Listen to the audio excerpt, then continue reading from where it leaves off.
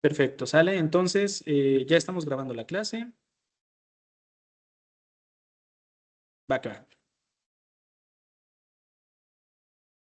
Bueno, entonces, los dos primeros músculos infrayoideos que son los superficiales, homoyoideo y esternocleidoideo. Después de estos dos músculos, como pueden observar en el lado izquierdo de este sujeto anatómico, se tuvieron que cortar los dos músculos para poder observar a los siguientes músculos. En este caso ya no hablamos de músculos que pasan delante del cartílago tiroides, hablamos de músculos que directamente se insertan en el cartílago tiroides. En este caso son el tiroideo y su secuencia o su continuación, que es el esternotiroideo. Miren. Del cartílago tiroides hacia el ioides, podemos observar que tenemos aquí un músculo. Y después de esto, del cartílago tiroides hacia el esternón, tenemos otro músculo, ¿sale? Entonces el primero es el tiroideo y el segundo es el esternotiroideo, ¿sale? El primero es el tiroideo y el segundo es el esternotiroideo. Después de estos dos músculos, ya hemos completado a los músculos dioideos. Estos últimos dos son muy facilitos. De hecho, cuando más adelante tengan oportunidad de hacer disección de laringe, en la laringe casi siempre vienen todavía estos músculos pegados. ¿Ok? Estos músculos no solo tienen la función de hacer descender al hueso yoides, sino que también ejercen una función protectora sobre las estructuras de la laringe y sobre la glándula tiroides, que está un poquito más abajo. ¿Ok? Entonces, por un lado, hacen descender al hueso yoides y por otro lado, protegen a las estructuras de la laringe y de la glándula tiroides. ¿Sale? Glándula tiroides. Hacemos una breve pausa y les pregunto si vamos bien pulgar arriba, si no, prendan su micrófono o escriban en el chat.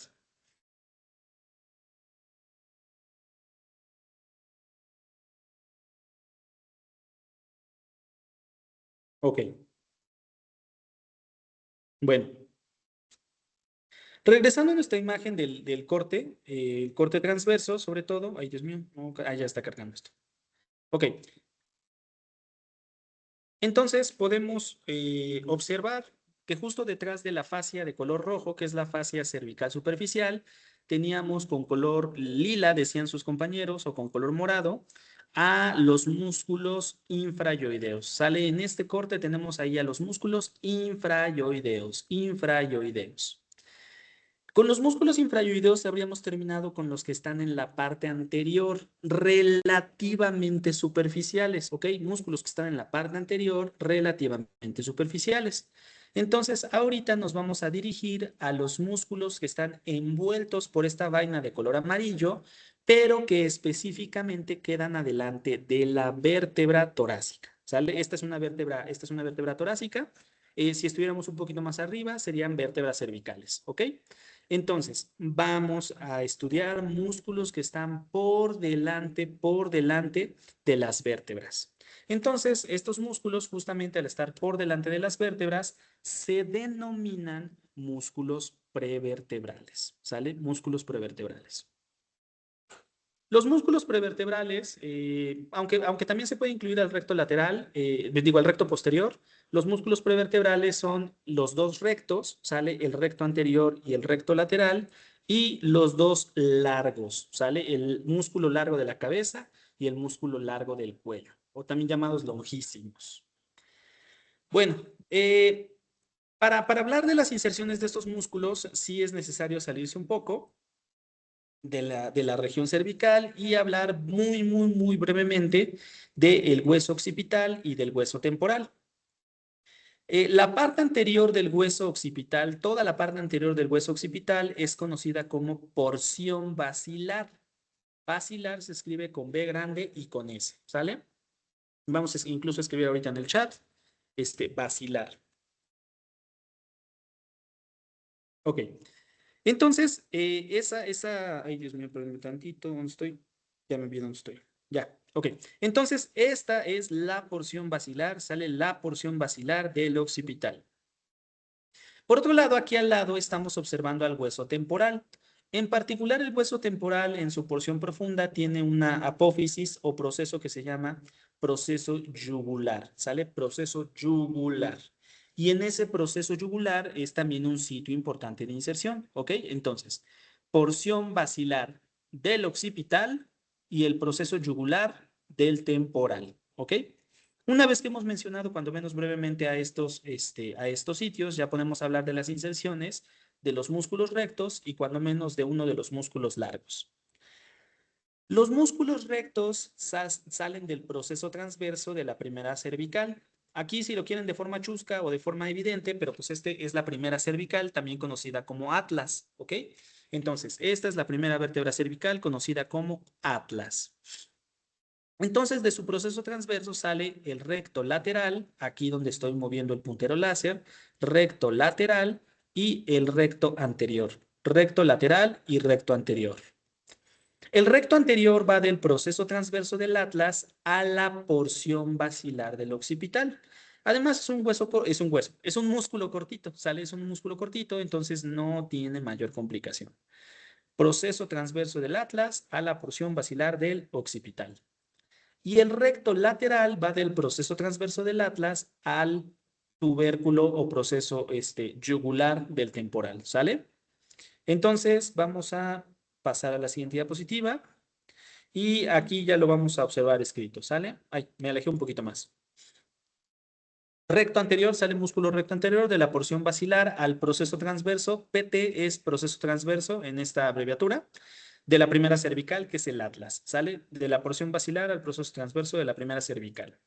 Y por otro lado, el recto lateral del proceso yugular al proceso transverso también del atlas. ¿Sale? Bueno, el siguiente músculo es el músculo largo, ¿sale? El músculo largo de la cabeza, ¿ok? Músculo largo de la cabeza. Me voy a regresar aquí tantito a esta imagen, a esta, ¿ok? Entonces, aquí podemos observar este músculo es el músculo largo de la cabeza, ¿sale? Longísimo de la cabeza. En la parte superior estamos encontrando que se inserta también en la porción basilar, ¿sale? En la porción basilar del occipital, ¿ok? Y de ahí de la porción basilar del occipital desciende para insertarse en varios procesos transversos. Para ser específicos, se insertan los procesos transversos de la tercera cervical hasta la quinta cervical, ¿ok? De la porción basilar del occipital desciende para insertarse en los procesos transversos de la tercera, la cuarta y la quinta cervical, ¿ok? Hasta ahorita la verdad es que todos estos músculos son muy rectos, tienen pocos fascículos, van casi casi del punto A al punto B. No tienen grandes complicaciones en sus inserciones. El que sí se pone difícil es un músculo que la verdad tiene muchos fascículos, muchas porciones y puede resultar un poquito abrumador para estudiarlo. Es el músculo largo del cuello, ¿sale? El músculo largo del cuello. ¿Cuál es la cuestión con el músculo largo del cuello? El músculo largo del cuello se divide en tres porciones, una porción vertical, una porción oblicua superior y una porción oblicua inferior. Y como pueden ver, cada una de las porciones del músculo largo del cuello tiene sus propias extensiones de inserción. Es por esto que les digo que puede resultar un poquito abrumador estudiar al músculo largo del cuello. Pero vamos a intentar simplificar el estudio de este músculo. Miren, lo primero que quiero que ustedes noten, vamos a tratar de concentrarnos en el músculo largo del cuello del lado izquierdo, porque este sí se ve completito, ¿sale? Este se ve completito. Bueno, podemos observar que medialmente se inserta en cuerpos vertebrales, ¿sale? Cuerpos vertebrales, cuerpos vertebrales, cuerpos vertebrales y lateralmente se inserta en procesos transversos. Entonces, primero que nada, sabemos que medialmente se inserta en cuerpos vertebrales y lateralmente en procesos transversos. Entonces, una vez que hemos reducido a esos dos conceptos las inserciones del músculo largo del cuello, ya solo mencionaremos el cuerpo vertebral más alto en el que se inserta, que es el cuerpo de la primera cervical, y el cuerpo vertebral más bajo en el que se inserta, que es el de la tercera torácica. ¿Sale? Entonces, para no estar hablando de cada una de las porciones, diremos lo siguiente. el músculo largo del cuello se inserta sobre cuerpos vertebrales desde C1 hasta T3. Perfecto. Ya llevamos la mitad de las inserciones. Y por otro lado, sobre procesos transversos, sale sobre procesos transversos. El proceso transverso más alto que alcanza es C3. Perdón, aquí el puntero láser se obstruye.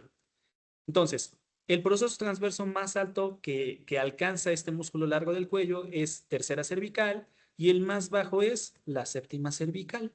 ¿Ok? Claro, tiene más porciones y cada una de esas porciones podríamos incluso individualizarla. Hubo autores que decían que cada una de esas porciones era un músculo independiente, etc., etc. Pero para que no sea tan árido o tan pesado estudiar este músculo, y también porque no es tan relevante saberse cada uno de sus pedazos de inserción, lo simplificamos. Músculo largo del cuello se inserta sobre cuerpos vertebrales desde C1 hasta T3 y sobre procesos transversos desde la tercera cervical hacia la séptima cervical. Nuevamente hago una pausa y les pregunto si vamos bien.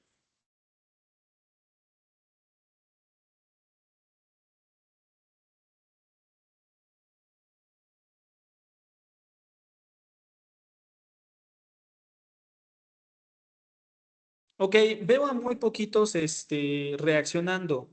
Voy a intentar pensar bien de ustedes y que a lo mejor van en camino y solamente van escuchando con el celular o algo por el estilo y que por eso no están respondiendo. Va. Con estos, aunque algunos incluyen al recto posterior, perdón, que más adelante mencionaremos, ¿sale? Este, de momento lo dejaremos aquí con los músculos prevertebrales y vamos con los músculos laterales. Miren, los músculos laterales se encuentran también dentro de esta gran vaina de color amarillo. Los músculos laterales, aquí estaría uno, 2 y 3. Los principales músculos laterales que vamos a mencionar tienen un origen embriológico común con todos los que hemos mencionado hasta ahorita. Estos músculos de los que estamos a punto de hablar tienen un origen embriológico común con todos los que hemos mencionado hasta ahorita. Por eso los vamos a abordar. Y a pesar de que están en esta vaina de color amarillo, son considerados parte de la región anatómica llamada cuello. Aquí hay un detalle importante. Estamos viendo que hay músculos aquí atrás. Claro que hay músculos aquí atrás, pero estos pertenecen ya a otra región anatómica llamada dorso. ¿Sale? Estos ya pertenecen a otra región anatómica que claro que abordaremos, pero un poquito más adelante, y esa región anatómica se llama dorso, ¿sale? Dorso, dorso. Bueno, entonces, vamos a hablar de músculos laterales, ¿sale? Y los músculos laterales por excelencia son los escalenos, ¿ok? Los músculos escalenos. Bueno, miren, también con los músculos escalenos son músculos que tienen, sobre todo en sus inserciones sobre la columna vertebral, son músculos que tienen, pues, patrones un poquito complicados. Por lo que para hablar de las inserciones de los escalenos sobre la columna vertebral, sale inserciones sobre la columna vertebral, eh, como una forma de aprenderlos, vamos a decir que hacer unas analogías o mnemotecnizarlo de forma más fácil. Les coloqué aquí que el escaleno medio se inserta más arriba y más abajo que cualquiera de los otros sobre la columna, ¿sale? Nada más sobre la columna. Entonces, el escaleno, el escaleno anterior sobre la columna llega hasta C3 y abajo llega hasta C6 sobre la columna. Y el escaleno medio llega más arriba, hasta C2, y más abajo, hasta C7. El escaleno posterior llega hasta arriba en C4 y hasta abajo en C6. Por lo tanto, se cumple la afirmación que les coloqué. El escaleno medio es el que llega más arriba y más abajo. Prácticamente abarca toda la columna cervical, ¿sale? Procesos transversos desde la segunda cervical hasta la séptima cervical, ¿sale? Desde la segunda cervical hasta la séptima cervical. Ya de aquí, el que llega un poquito más arriba es el escaleno anterior, alcanzando hasta la tercera cervical, pero solo hasta la sexta en su límite inferior. Y por último, el que llega menos arriba es el posterior, y llegando hasta C6, sale de C4 hasta C6. En esencia, más o menos con saberse el escaleno medio que llega hasta C2 y hasta C7, sabemos que los otros tienen que terminar más arriba, los otros terminan en C6 y tienen que alcanzar un poquito menos alto que este escaleno, hasta C3 y hasta C4, ¿ok? Pero enfatizo todo esto solo son inserciones sobre columna vertebral. Todo esto solo son inserciones sobre columna vertebral.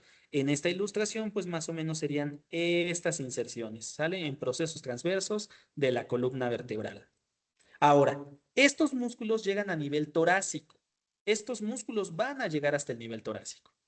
Y en el nivel torácico se insertan sobre las costillas. Y estos músculos, fíjense que son súper importantes. Son súper importantes, ¿por qué motivo? Primero que nada, porque su función es respiratoria. Estos son considerados músculos respiratorios. Esa es la primera cuestión. La segunda cuestión con estos músculos es que estos tienen una importante relación anatómica, que de hecho vamos a volver a retomar ahorita que veamos costillas. Pero entre los escalenos anterior y medio, que podemos ver completitos del lado izquierdo de la imagen, entre esos dos escalenos pasa el plexo braquial, ilustrado con color amarillo, y pasa la arteria subclavia. ¿Sale? Entonces aquí estamos señalando con el puntero láser el plexo braquial con color amarillo y la arteria subclavia. Eso es una relación anatómica súper importante. ¿Sale? Entre los escalenos anterior y medio pasa el plexo braquial y la arteria subclavia. ¿Sale? De hecho, la arteria subclavia tiene una porción preescalénica y una porción escalénica derivadas de esa relación anatómica tan estrecha. ¿Ok? Bueno, entonces los escalenos anterior y medio se insertan en la primera costilla. ¿Sale? Aquí lo vemos. Primera costilla, también de este lado lo vemos. Se insertan en la primera costilla. Y el escaleno posterior se inserta hasta la segunda costilla. ¿Ok? Esto es información muy relevante por sus funciones como auxiliares respiratorios y por sus relaciones, sobre todo con la arteria subclavia y con el plexo braquial. ¿Ok? Ahorita lo comento brevemente, pero lo veremos más cuando abordamos primera costilla. El escaleno anterior, al insertarse en la primera costilla, tiene nombre propio su inserción. Se llama tubérculo escaleno. Sale tubérculo escaleno. Bueno, entonces con todo esto habríamos abordado a los principales músculos de la región del cuello. Sale principales músculos de la región del cuello. No es que no vayamos a abordar a los otros, solamente que los otros pertenecen a otra región anatómica conocida como dorso. Ya que el dorso se divide en nuca, lumbar y etcétera, es otra cosa. Pero estos los abordaremos más adelante cuando hablemos de dorso. Bueno, entonces ahorita daríamos cierre a esta parte de músculo esquelético correspondiente a cuello y comenzaríamos con músculo esquelético correspondiente a tórax. Esperen un segundo. Bueno, nuevamente una pausa. ¿Vamos bien hasta acá?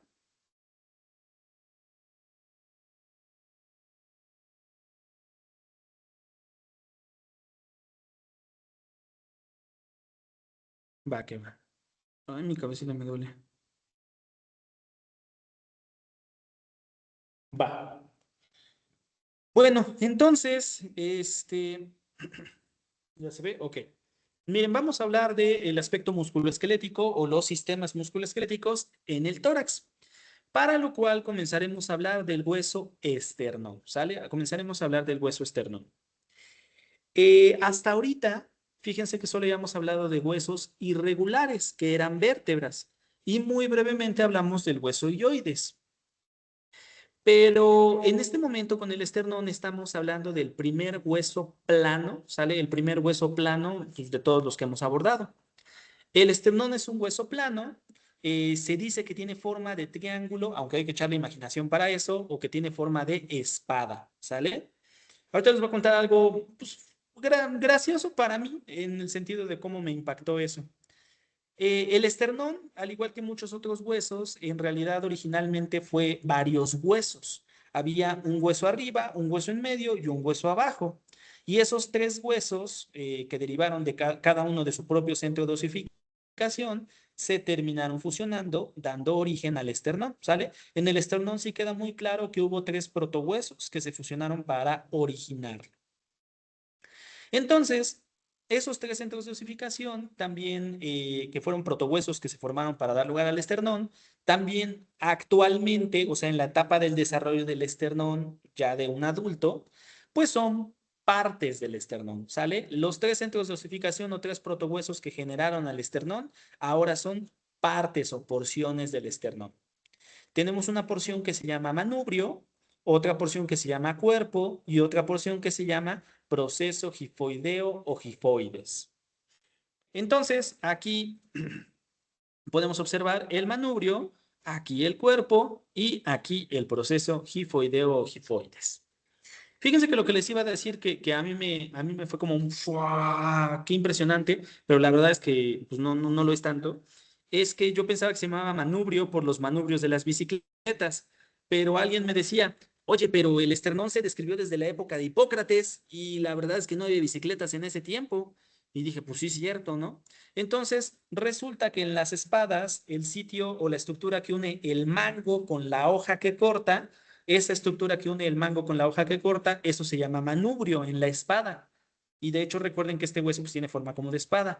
Ah, pues entonces esto se llama manubrio, pero por manubrio de las espadas. ¿Ok? Vaya, cuando yo lo descubrí fue como de wow, pero bueno, realmente no es tan del otro mundo. Bueno,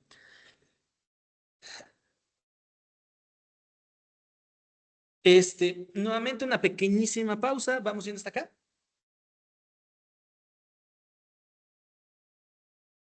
Oli, va que va. Entonces, vamos a continuar y como es un hueso plano, generalmente sí se enfatiza en las superficies. Entonces, el esternón es un hueso plano cuya superficie anterior es convexa. Aquí que estamos en una vista lateral, podemos observar que la superficie anterior sí es convexa y la superficie posterior es cóncava. Superficie anterior convexa y superficie posterior cóncava. El proceso gifoideo describe una curva inversa. Esto quiere decir que la superficie anterior del proceso gifoideo es cóncava y la posterior es convexa. Es decir, el proceso gifoideo tiene curvas inversas y además tiende a estar hundido.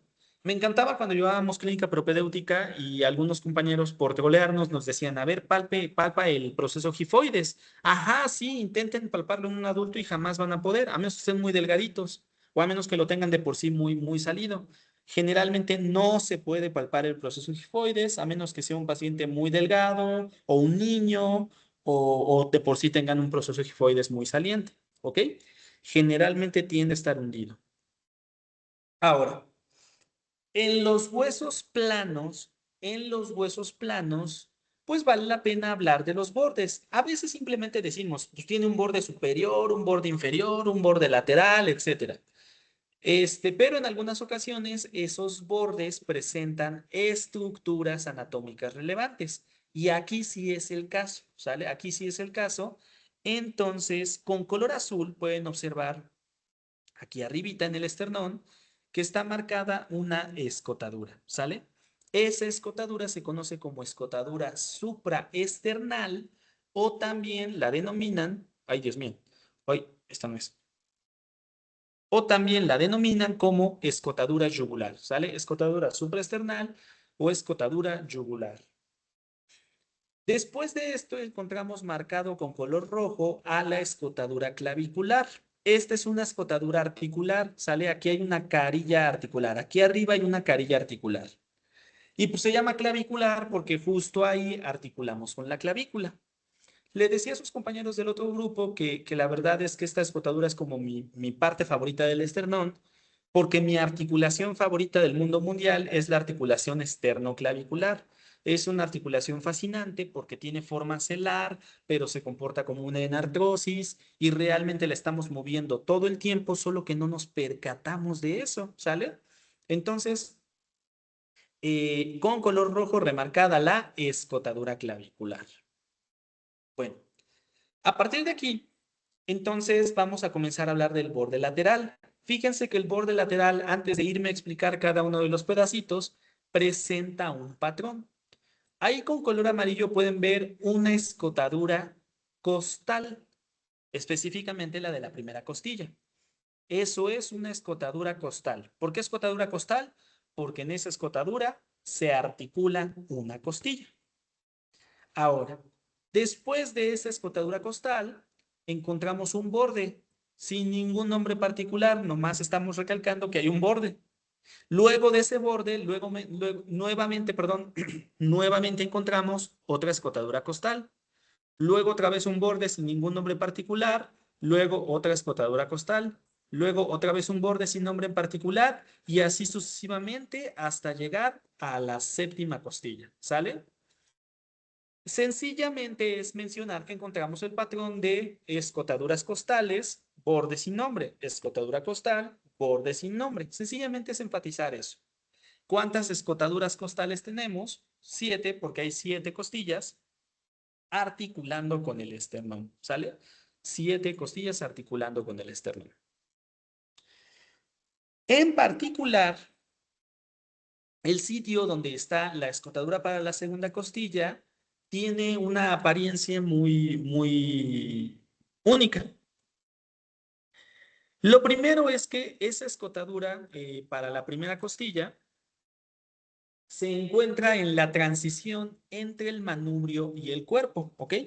Esto se encuentra en la transición entre el manubrio y el cuerpo. Entonces, esa carilla articular está partida en dos, una en el manubrio, otra en el cuerpo. Es decir, está dividida en dos hemicarillas, ¿ok? Está dividida en dos hemicarillas. Eso en particular en la escotadura para la segunda costilla. Una parte en el manubrio, otra parte en el cuerpo. Y esto la divide en dos hemicarillas. Y además, enfatizar que este vestigio de la articulación manubrio corporal, la articulación entre el protohueso, que era el manubrio, y el protohueso, que era el cuerpo del esternón, este vestigio articular crea un ángulo, ¿sale? Se nota más esa forma de ángulo aquí, ¿sale? Aquí se nota más esa forma de ángulo. Ese ángulo es llamado ángulo de Lewis o ángulo esternal. Y nuevamente no se trata de una simple estructura anatómica que estoy enfatizando porque quiero molestar, sino que se trata, sino que se trata de una referencia anatómica para dividir a los espacios dentro del tórax. ¿Sale? Se trata de una estructura anatómica para dividir a los espacios dentro del tórax. Nuevamente hacemos una pequeña pausa. ¿Vamos bien?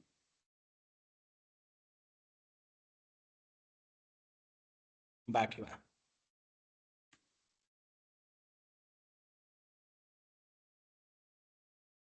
Bueno, perdón, aquí apareció marcado en color verde, marcado con color verde el ángulo de Lewis o ángulo external. ¿Ok? Bueno, el siguiente hueso que vamos a hablar es la costilla, ¿sale? La costilla es un hueso que fíjense que generó mucha controversia de cómo clasificarlo durante muchos años. Algunos decían, no, pues es que es un hueso plano. Otros decían, no, pues es que es un hueso largo. Y la verdad es que tenía características que lo hacían caer en cualquiera de las dos categorías. Al final, ¿qué ocurrió? Pues que se llegó a la salomónica solución de decirle, de crearle, mejor dicho, una nueva categoría, la categoría de los huesos curvos. Entonces, la costilla, pues es prácticamente el único tipo de hueso que cae en la categoría de huesos curvos. Ahora, no vamos a terminar de ver costilla el día de hoy, pero sí quisiera comentarles un patrón que se repite en muchos sitios anatómicos y que origina los nombres de las estructuras. Específicamente, si en una estructura en un extremo tenemos una parte abultada, después tenemos un estrechamiento y después tenemos un engrosamiento, entonces a este patrón, al extremo grande y abultado se le llama cabeza, al estrechamiento se le llama cuello y al nuevo engrosamiento se le llama cuerpo. Si lo piensan, de hecho, su propia estructura humana, la propia estructura completa, pues se llama cabeza, cuello y cuerpo. Cabeza, cuello y cuerpo. ¿Ok? Entonces, la costilla tiene tres partes. Un extremo abultado que se llama cabeza, otro estrechamiento que se llama cuello y finalmente, muchísimo más grande, tenemos al cuerpo de la costilla. ¿Ok? Cuerpo de la costilla. Yo creo que lo vamos a dejar hasta acá. Por favor, para la siguiente sesión me recuerdan que nos quedamos en cuerpo de la costilla para que a partir de ahí continúe. Nuevamente me detengo a preguntarles si vamos bien hasta acá. Bueno, ya nada más les comento. Ahorita que termine la clase, procuren salirse todos de la llamada para que de inmediato o lo más pronto posible les aparezca la grabación de la clase. ¿Ok? Y ya de esa manera pues puedan consultar ustedes o los que no se pudieron conectar la clase. ¿Sale? Entonces nada más traten de desconectarse todos para que, bueno, ahorita que termine la grabación y la clase, para que luego les aparezca. Porque luego una persona se queda conectada 2, 3, 4 horas y hasta que se desconecta es cuando ya se puede consultar la grabación. ¿Vale? Bueno, chicos, espero que pues que sí le hayan podido entender a esta clase y nos vemos el día de mañana. ¿Comentarios, dudas, preguntas, aclaraciones? Bueno, déjenme concluir la grabación.